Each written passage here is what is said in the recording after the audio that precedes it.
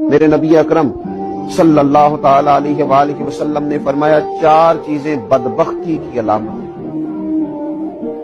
एक तो फरमाया कि आंखों का खुश्क हो जाना, कभी भी अल्लाह के खौफ से उनमें आंसुओं का न आना बदबख्ती की अलामत है।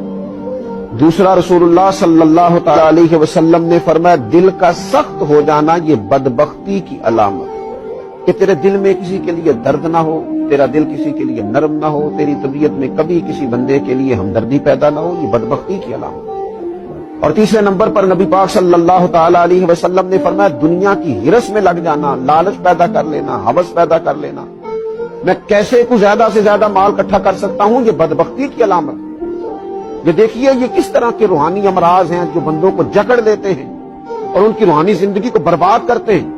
चौथे नंबर पर मेरे नबी पाक सल्लल्लाहु ताला अलैहि वसल्लम ने फरमाया लंबी उम्मीदें वाबस्ता करना।